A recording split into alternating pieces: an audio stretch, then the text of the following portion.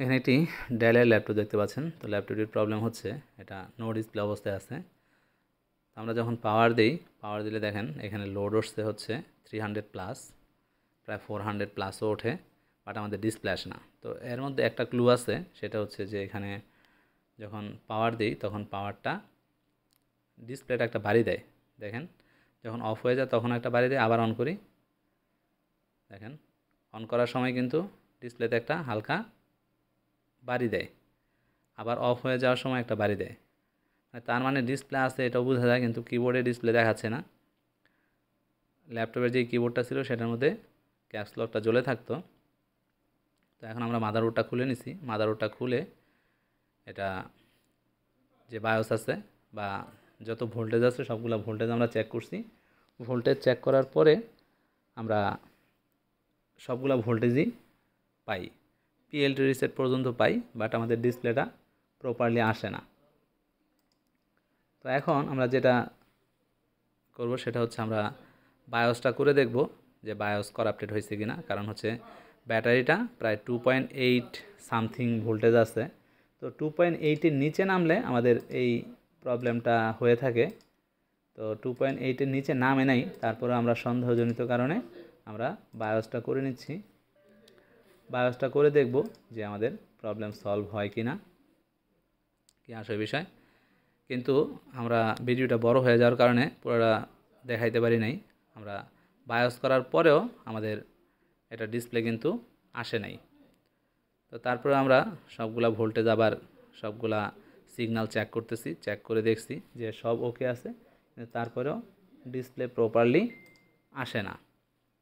তো দেন আমরা আমাদের পূর্ব অভিজ্ঞতা থেকে আমরা দেখছি যে ও এর মধ্যে হচ্ছে আমাদের যে ডিসপ্লেটা আছে, ডিসপ্লেটাও কিন্তু আমরা অলরেডি চেক করছি, অন্য একটা ডিসপ্লে দিয়েও চেক করছি, ডিসপ্লেতে কোনো সমস্যা নেই। ওই নতুন ডিসপ্লে লাগাইলেও সেম প্রবলেম শো করতেছিল। তো এই জন্য আমরা পূর্ব অভিজ্ঞতা থেকে জানি যে মাদারবোর্ড ড্রাই সোল্ড হয়ে যায়। তো ড্রাই সোল্ড হইলে সেক্ষেত্রে কমিউনিকেশন, সিগন্যালের যে কমিউনিকেশন বা ডিসপ্লের যে কমিউনিকেশন, সেই কমিউনিকেশনটা হয় না, মাদারবোর্ডের সাথে প্রপারলি কমিউনিকেশন হয় না। তো সেই জন্য আমরা এটাকে ভালো করে থিনার দিয়ে ওয়াশ করছি। এই প্রসেসরের ভিতর বা পিসিএস এবং প্রসেসর তো একই বিল্ড, একসাথে এসওসি যেইটা স্ট্রাকচার, তো সেটা আমরা টোটালটা থিনার দিয়ে ভালো করে ওয়াশ করছি। এবং এটাকে আমরা ওভেন থেরাপি বলি, ওভেন থেরাপি দিয়ে।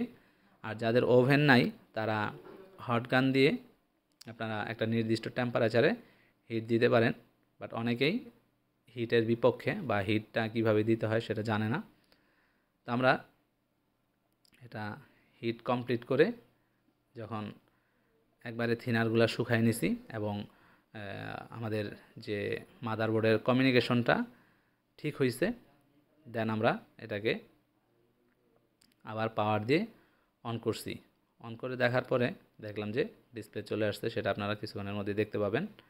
তো আমি ভিডিওটি ভয়েসটা পরে দিচ্ছি, আগে আমরা কাজটা করছি, কাজটা কমপ্লিট হওয়ার পরে আমরা ভিডিওটা করছি একবারে এই প্রমাণসহ আর কি।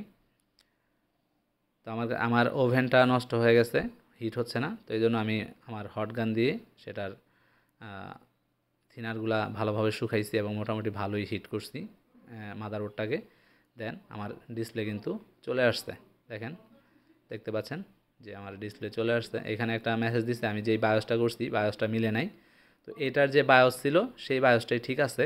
তো দেন আমরা আবার এর বায়োসটা করে দিব এবং বায়োসটা করলে এটা ঠিক হয়ে যাবে। দেখেন আবার এটার যে বায়োস ছিল অরিজিনাল বায়োসটা, সেই অরিজিনাল বায়োসটা দেওয়ার পরে এটা আমাদের ঠিক হয়ে গেছে। এখন যেহেতু মিটার দিয়ে আমরা অন করছি এই জন্য একটা মেসেজ দিছে এসি অ্যাডাপ্টারের।